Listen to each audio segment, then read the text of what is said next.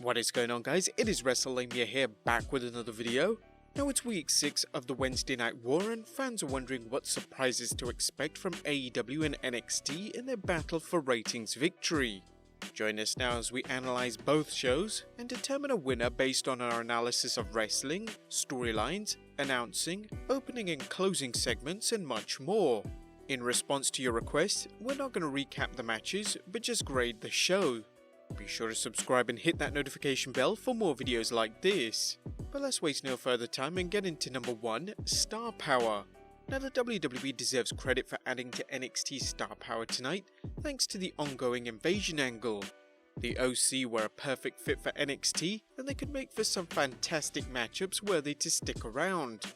Throw in Finn Balor and NXT gave Raw fans a reason to tune in. However, we still don't think the presence of AJ Styles and Finn Balor are enough to outweigh the 3/4 of the NXT roster that aren't big stars. When you look at AEW, be it most of them appeared at the end, look how many stars they got on the show. Pac, Moxley, Omega, Cody, Dustin, MJF, The Bucks, Jericho. It just still beats NXT clear out of the water.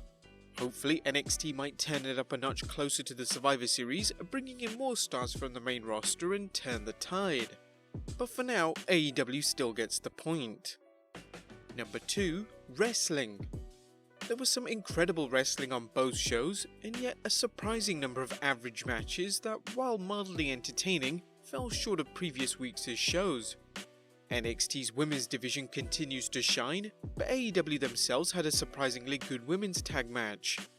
While most of Dynamite's matches were average, the main event was strong, but even so, NXT's main event of the OC vs Tommaso Ciampa, Keith Lee and Matt Riddle tipped the scales in NXT's favour, and NXT also featured an awesome hard-hitting match between Pete Dunne and Damian Priest. So NXT gets the point there. Number 3, Announcing. NXT's announcers continue to come far behind Dynamite's seasoned veterans Jim Ross and Tony Schiavone. Jim Ross may have lost a step, but he's still several steps ahead of the competition and Tony Schiavone has never sounded better. So AEW gets the point there. Number 4, Storytelling. It's hard to compete with a compelling story like Cody's quest for the AEW Championship and his vow that he'll forego any further AEW Championship challenges should he fail to defeat Chris Jericho at Full Gear. But not only that, it furthered the battle between the Elite and the Inner Circle, as well as adding an AEW Tag Team Championship match to Full Gear. However, NXT also had some drama with Rhea Ripley picking her 4th member for her War Games team, as well as the ongoing NXT Invasion storyline. But the idea that the Bullet Club could reform with Finn, confusingly helping Raw in the invasion even though he's now an NXT star, just makes us salivate with pure joy. And seriously, that could be one of the biggest things in wrestling today if the Bullet Club reformed. So NXT just about gets the point here. Number 5, Establishing Characters. Once again, both shows tried to get stars over, with both shows running neck and neck. Nonetheless, AEW edged out NXT, bringing Trent, Orange Cassidy, Chuck Taylor and Brandon Cutler into the spotlight, as well as showcasing more women wrestlers such as Shana, Jamie Hayter, and Emi Sakura, AEW Women's Champion Rio's opponent for Full Gear. NXT did a good job with its established stars, but not so well known ones appeared on TV in matches that didn't seem to mean anything.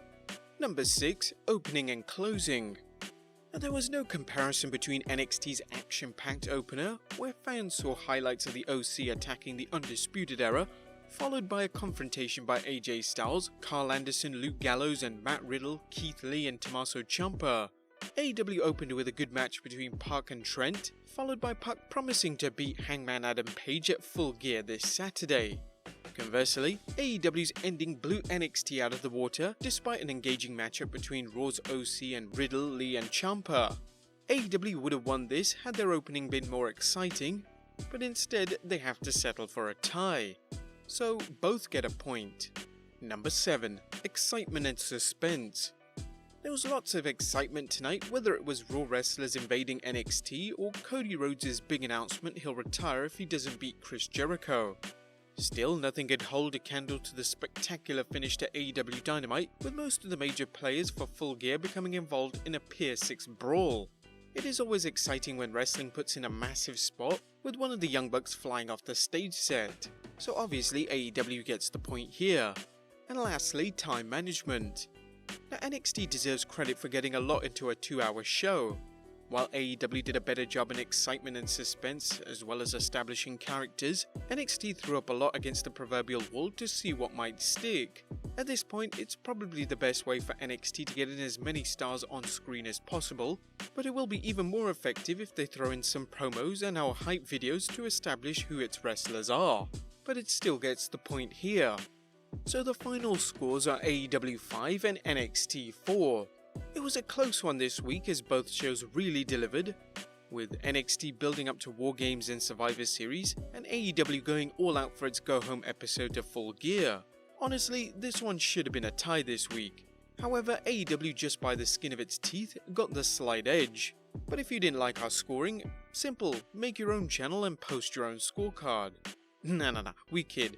These are our opinions, but let us know yours in the comments down below. As always, subscribe if you haven't already, follow us on Instagram and Twitter, check out Wrestlelamia if you have some time, and I'll see you next time with some more wrestling content.